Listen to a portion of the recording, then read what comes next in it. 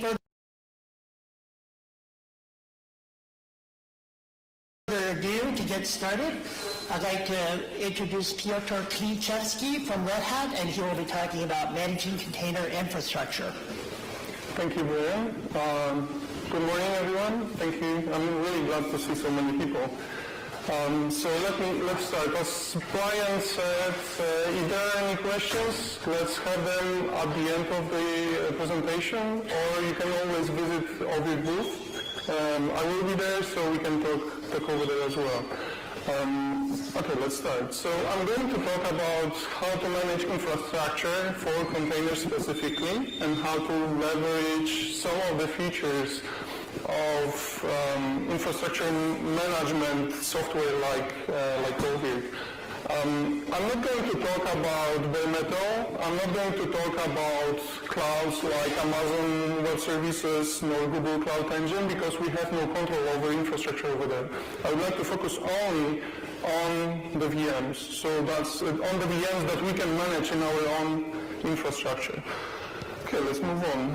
Here's the agenda. So at the beginning, I would like to introduce you to a bunch of open source projects that I will present later on. I will briefly cover some of the interesting features that there are. I have those projects up and running on my laptop, so I will say exactly how the topology look like, and then we see them running. And after that, I would like to cover some of the specific use cases where we can leverage infrastructure and the software that manages it to actually ease some of the pains with managing the containers. Okay, so let's move on. How many of you have heard about Ovid before? Okay, great. So this is so. Let me actually give you the introduction for those people who haven't heard about it. So Ovid is the management of VMs running on KVM.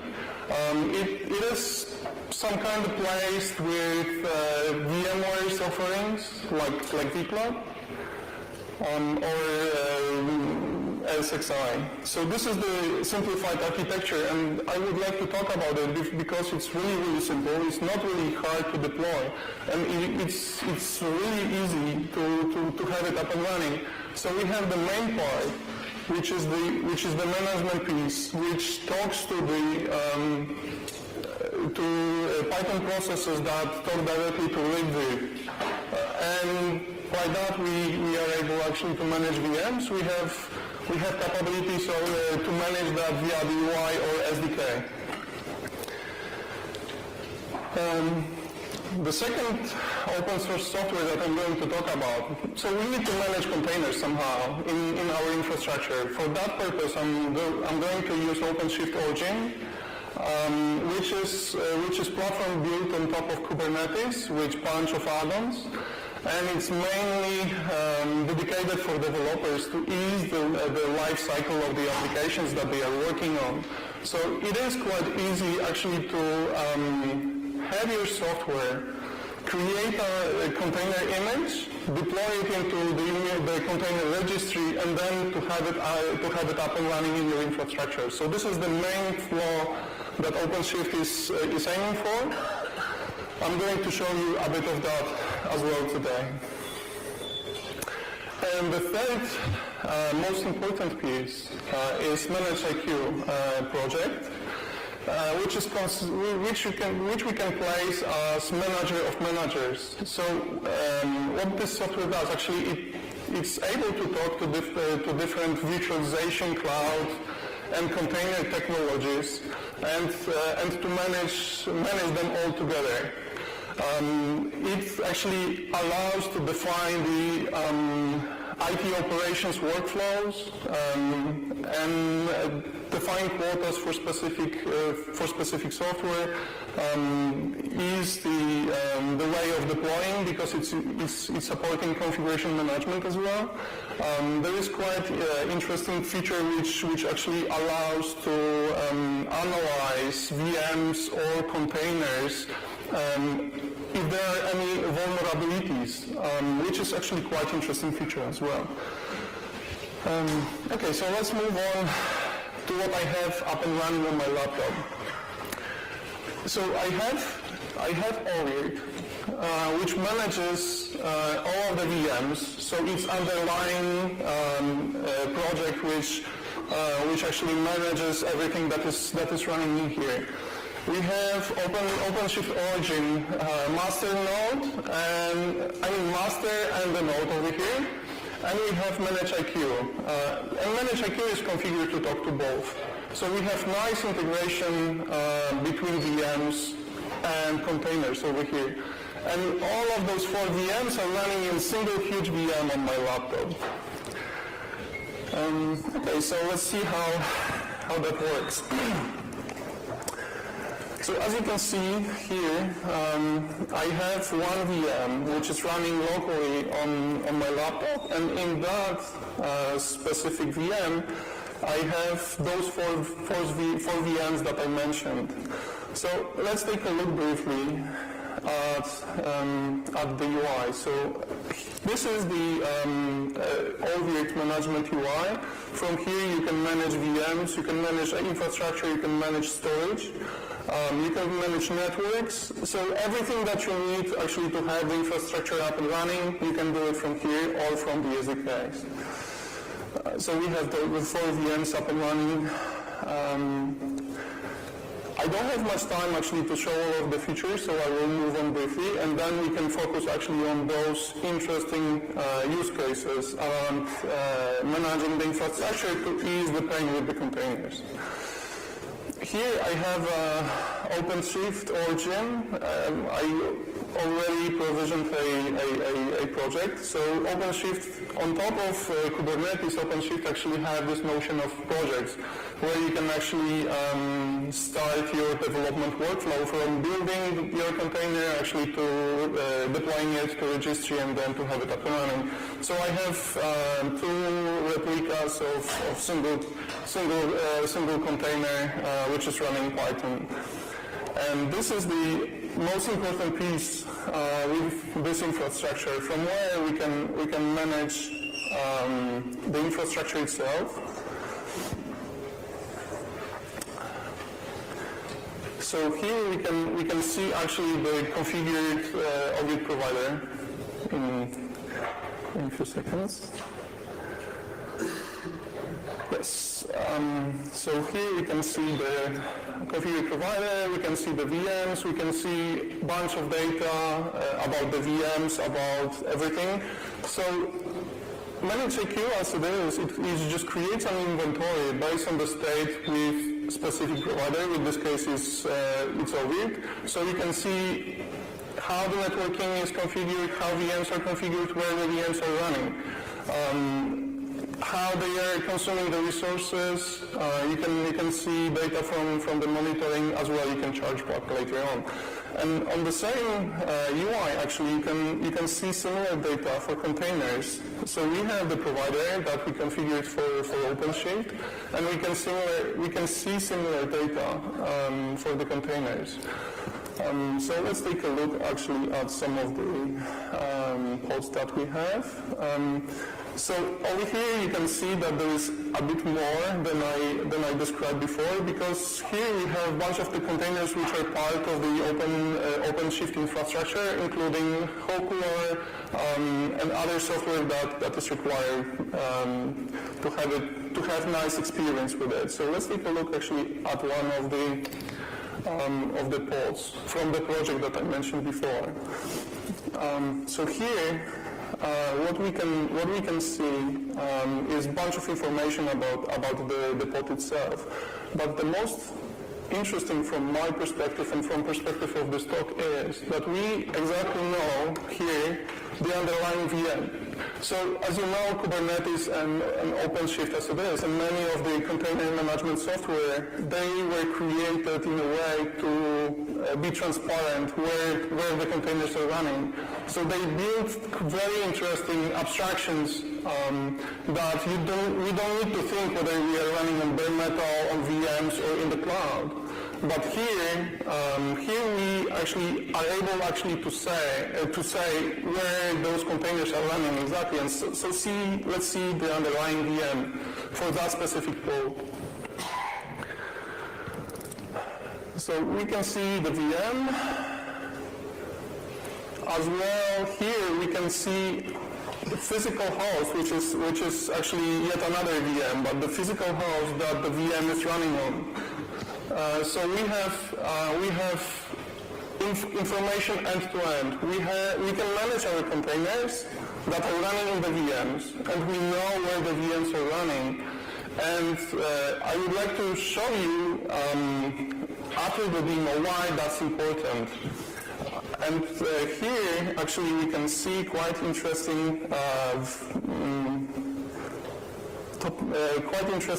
slide which actually shows the topology. I'm sorry, the screen is a bit smaller here than it's supposed to be.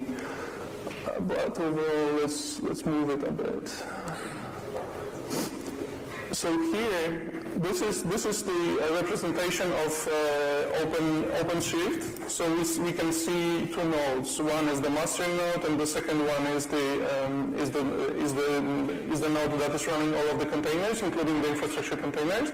But the important part is that we can see the VMs, and we can see actually the host on which the VMs are running. So we have the understanding. This is the introduction. All three of the projects have a lot of interesting features that I encourage you to explore. We don't have the time during this presentation actually to cover both. So I would like to move to the interesting part.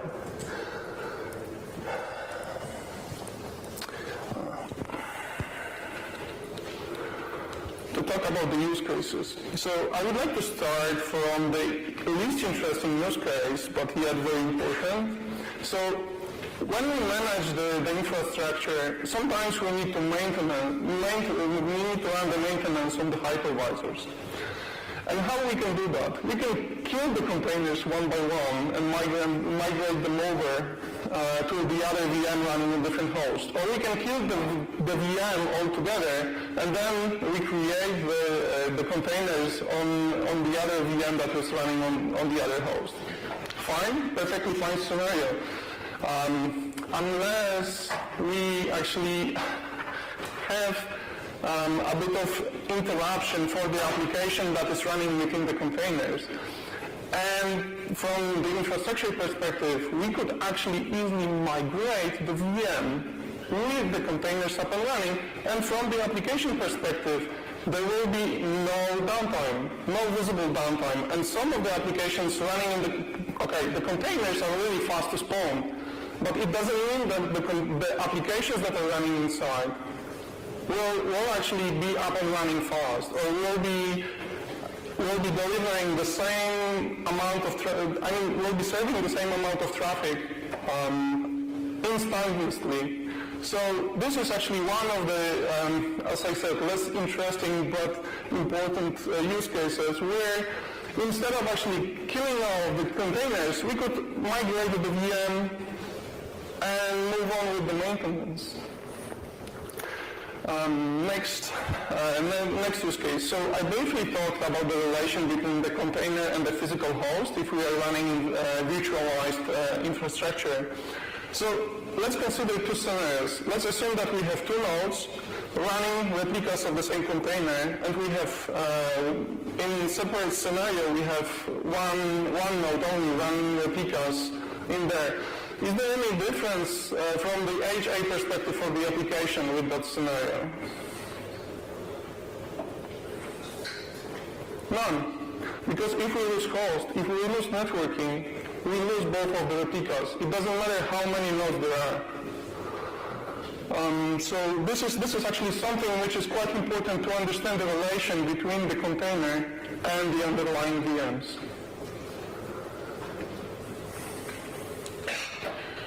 Next use case. So we have really powerful machines, and we can run many VMs, let's say 10, we have our services up and running, nicely packed into the containers. We replicated those containers across the board.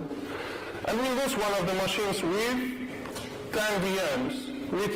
So that will be 10 nodes where the containers are running. So how many services we can lose at one time? It's very possible that losing one VM actually means that our application is down.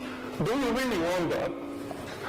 And from our infrastructure perspective, we can use quite an interesting feature, which is host affinity. So when we create VMs that will become nodes for the container infrastructure to actually spawn containers on, we can make sure that those VMs are running on separate hosts by placing them over there. Or maybe we have a use case where we want to have those VMs placed on the same host because of the latency, because of different requirements for our applications that are running inside of the containers. So we can define a host VM affinity, so they will be placed on the same physical hardware. And there is quite interesting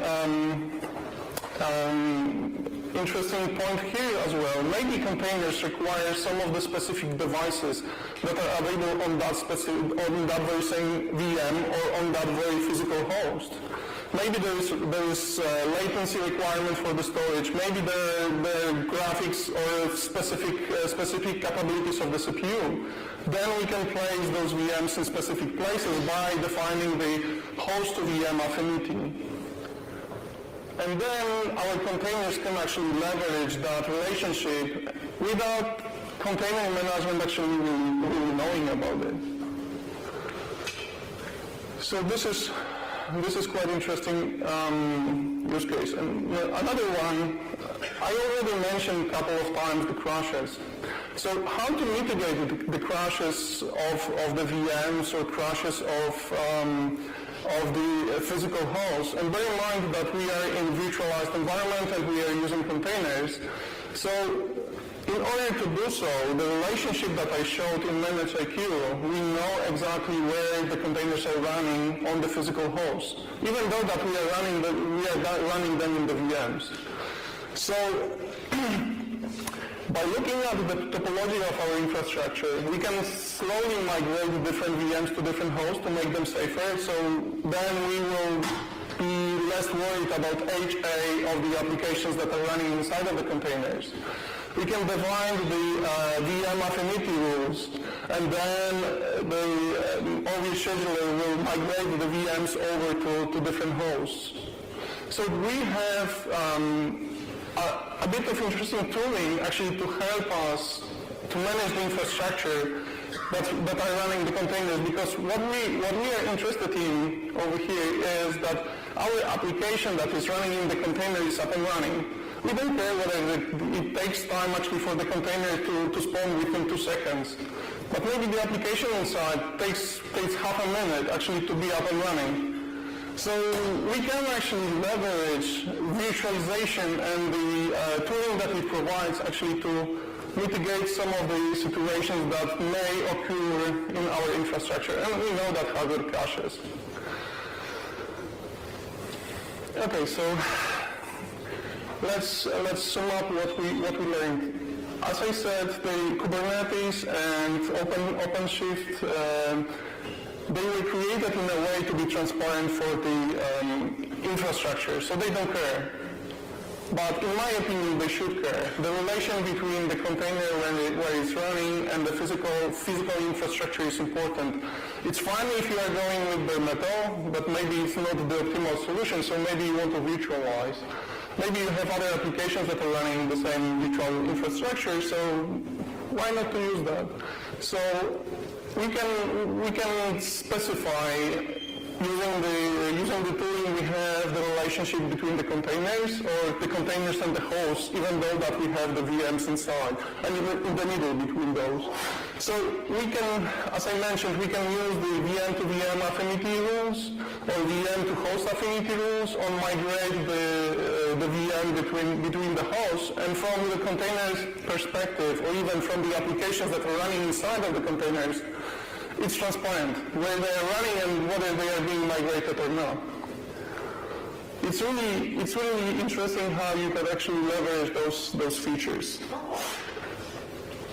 Here is a bit of information where to find the software. So all of the 3 projects that I mentioned are fully open source, and I encourage you to play with those. Here is the links to all the XManageIQ and OpenShift Origin. You can play with them, create similar infrastructure as I did. Okay, so let's move on to questions. Do you have any? Yes. Can you include physical machines into ManageIQ so that they show up also as an inventory? If you're not using a hypervisor? So the question was whether you can include physical machines into ManageIQ to actually, without having hypervisor. And the answer is that ManageIQ was actually designed, and you have the providers for different virtualized or cloud infrastructures. And I'm not sure whether ManageIQ by itself is not able actually to manage the bare metal host. I need to check that. But if you have like Foreman managing the physical service, you will then see them automatically in ManageIQ, right? Yes, and the format provider is supported, so actually from that perspective, you could actually spawn your nodes on those physical hosts, and then you could have mixed infrastructure then, and the cross-linking between the providers would still work. Thank you.